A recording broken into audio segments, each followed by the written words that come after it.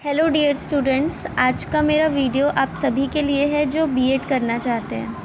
आज मैं अपनी वीडियो में बीएड के लिए सही सब्जेक्ट कॉम्बिनेशन कैसे लेना चाहिए और 2023 के बाद से फ्यूचर में होने वाले सबसे डिमांडिंग सब्जेक्ट्स के बारे में बात करूंगी।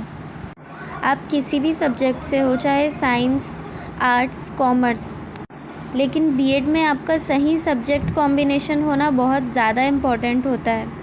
अगर आपके बीएड में सही सब्जेक्ट कॉम्बिनेशन नहीं होता तो आप गवर्नमेंट सेक्टर में टीचर बनने के लिए रिजेक्ट हो जाते हैं।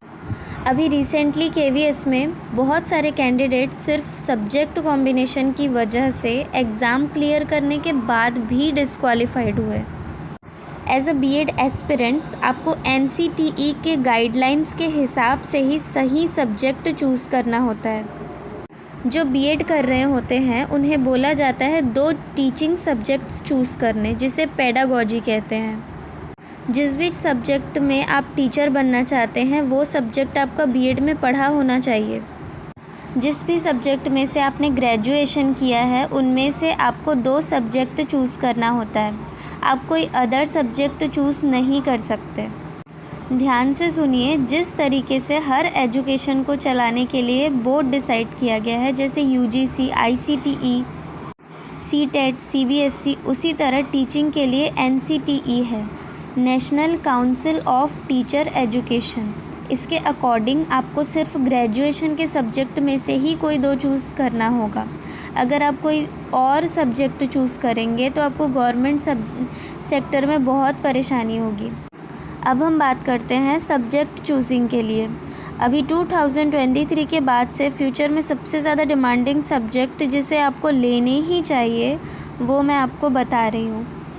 अभी केवीएस में सोशल साइंस की टीचर चूज़ करने के लिए कहा गया था कि उनके सब्जेक्ट में हिस्ट्री या ज्योग्राफी में से कोई एक सब्जेक्ट कॉम्बिनेशन होना ही चाहिए। भले इन दोनों सब्जेक्ट में से कोई एक हो, बट ये कंपलसरी ही मांगा गया था। खैर, कॉमर्स के लिए तो आपको सब्जेक्ट चूजिंग में कोई प्रॉब्लम नहीं होती, क्योंकि ये सब्जेक्ट सिर्फ आपको 11th-12th में ही पढ़ने होते हैं। सब्जेक्ट चूजिंग सबसे ज़्यादा इम्पोर्टेंट सोशल साइंस, साइंस और मैथ्स और लैंग्वेज टीचर बनने के लिए होता है। अगर आप सोशल साइंस की टीचर बनना चाहते हैं तो ये तीनों subject, history, geography and political science, इन तीनों सब्जेक्ट में से आपको, अगर आप कोई एक भी सब्जेक्ट अगर चूज़ कर लेते हैं ना, तो ये आपके लिए बेनिफिशियल होगा। कम से कम हिस्ट्री, ज्योग्राफी में से एक तो आपको लेना ही चाहिए।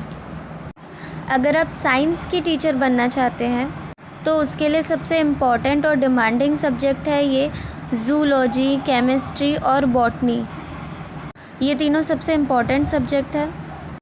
और अगर आप मैथ्स के टीचर बनना चाहते हैं तो आपके लिए ये सब्जेक्ट्स बहुत इम्पॉर्टेंट है। Physics, chemistry, maths, electronics, computer science, statistics, इन सब्जेक्ट्स को कॉम्बिनेशन होना बहुत ज़रूरी है। अभी केंद्रीय विद्यालय में नोटिस आया है कि बीटेक वाले के 11th और 12th क्लास के स्टूडेंट्स को पढ़ा सकते हैं।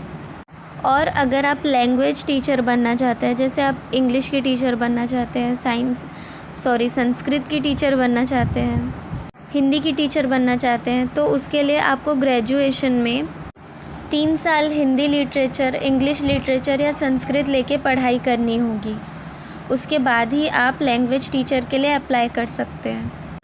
अगर आपको फिर भी इस वीडियो में कोई डाउट है तो आप मेरे को कमेंट करके क्वेश्चन पूछ सकते हैं। अगर ये वीडियो आपको अच्छा लगा हो तो लाइक कीजिए, शेयर कीजिए, सब्सक्राइब कीजिए।